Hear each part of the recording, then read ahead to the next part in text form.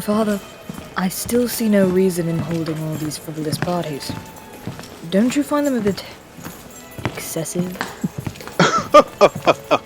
Oh, my dear boy, you'll understand when you get over your love of war and battle and realize how relaxing the easy life of riches truly is. I apologize. I just find the idea of sitting and eating with a bunch of rich nobles quite gluttonous, to say the least. Shan't we be getting on with it already? Take your time to breathe, my son. You're always so short with your time. Because I do not sit around holding banquets. I have wars and important matters to attend to. Watch your tone, boy. While you may be making your announcement today, do not forget who is still your king. You are a mere prince, Azrail. Well, I suppose it's only fitting, as you are to take on more duties. I shall gift you a servant from my own staff. You, servant boy, come here. There we go. How about this one? Not a bad to look at, huh? Do you them as you please. A gift from myself to you. A surrender of power. Yes, he's got a pretty face. Servant, speak your name. And they can follow orders as well. Very well, I accept, Father. Servant boy, you shall pad at my side during the banquet tonight and return with me on the carriage ride back to Castle Brimstone. Do you understand? Very good. Now, shall we take our seats, Father?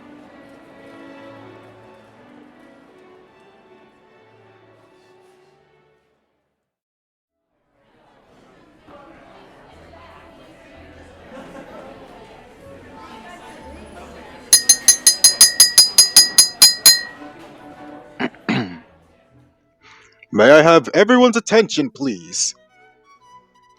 I thank all of you for coming to my banquet today. This banquet is especially important because my dearest son, the Dark Prince, and my heir, has a special announcement to make. Azrael, would you like to... Hello, everyone. You've gathered here from the far northern Waylands, all the way to the utmost southern point of the Lizardic Empire.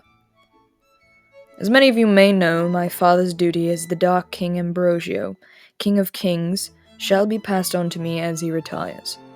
While he is still currently king, he will be heading on a business vacation for an important matter.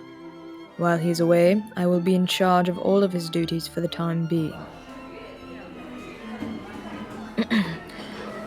This should not change any matters. It is a temporary matter. My father is not retiring for another 10,000 years or so. You shouldn't worry. I am more than capable for this. That concludes my announcement. You may begin the feast. Servant boy, fill my glass, please.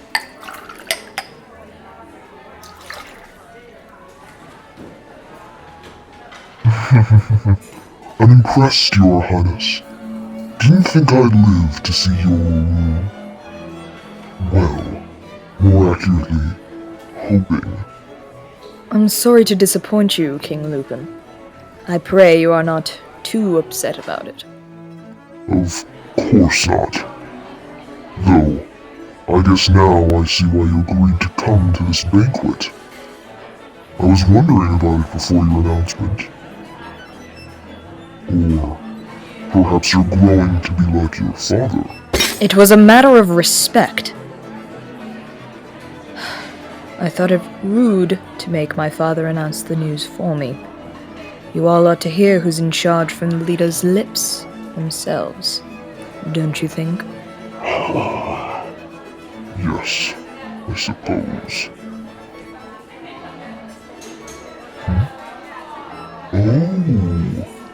Oh, I didn't realize the fearsome, immortal Prince Azrail started keeping pets.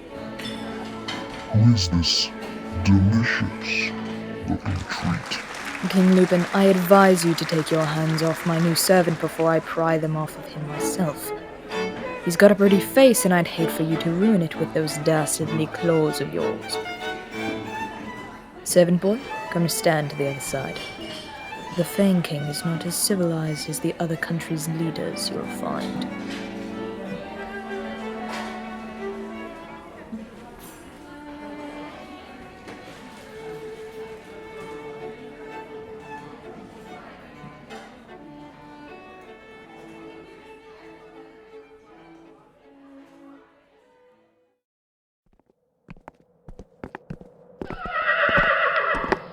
So you'll be back in 3 fortnights after your vacation.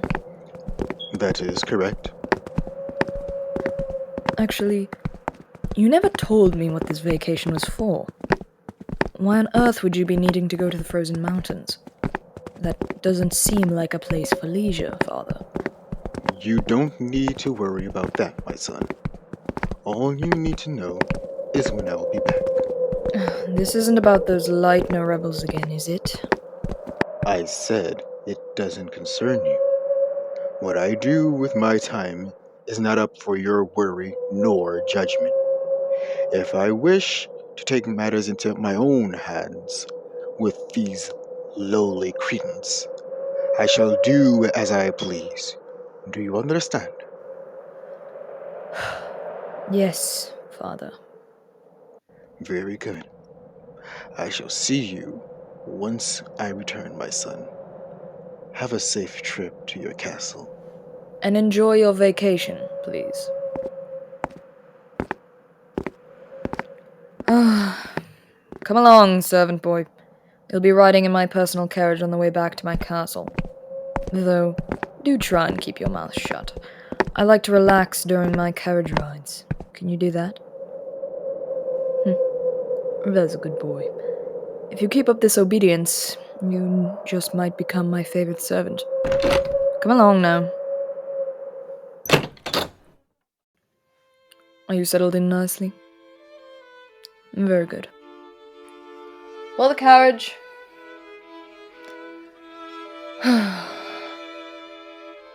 Well, I suppose I should ask the basic questions. What does your work normally specialize in around my father's castle? I see. Well, I've got mostly a surplus of those at the moment. Actually, can you make a good cup of tea? And you can read, correct? I might assign you to being my personal servant. I haven't had one of those in a good 100 years or so. Your duties would entail bringing me my tea in the morning and helping me dress, then alerting me in my study when breakfast is prepared. After that, you will alert me when the sun is at its peak for my break in the gardens. You will bring me another cup of tea and make sure the bird feeders in the baths are filled. I enjoy watching the bluebirds twitter about. After lunch, you will not disturb me until the sun sets fully from the sky. Then and only then will you alert me that it is time for my reading. I expect the book I am reading to be ready for me in my lounge area. As I have my reading time, I expect you to make my bed and tea for my slumber. Oh, and by the way, I only drink lavender Earl Grey. The smell calms my anxiousness. Did you get all that? Well, if you did or didn't, my head servant, Anae, will be giving you a tour of the castle. I would do it myself, but I'm afraid with the extra duties in light of my father's not-so-recreational vacation, you'll have to excuse my lack of free time. What's wrong? You look overwhelmed. Well, I suppose becoming the personal servant of the Prince of the Dark Empire is quite a shock. You should relax. I expect nothing of you during the carriage ride to my home. Your duties don't start until overmorrow. I'll be resting myself until we get there. Feel free to sleep, servant boy.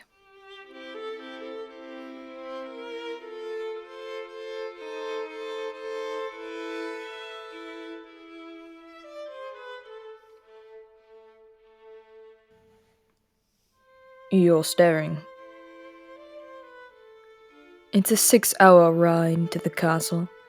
I suggest you take the time to rest rather than staring at me like I've grown a second head.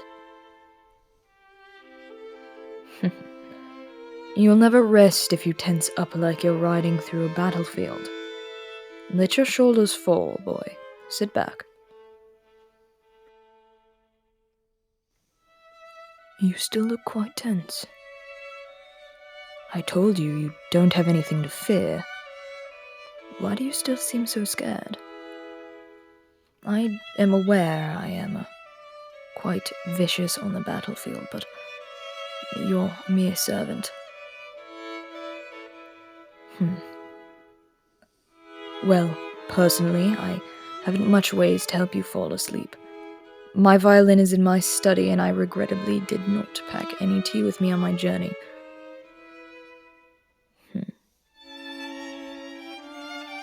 Just close your eyes and breathe. As part of my extensive tutoring as a child, I was also taught how to care for both the arts and the blade. Singing lessons were a requirement that, while I did not enjoy, it wasn't as dreadfully boring as learning the harp.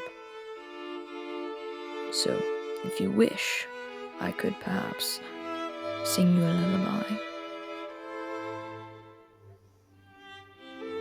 Very well, servant boy. Please close your eyes and rest.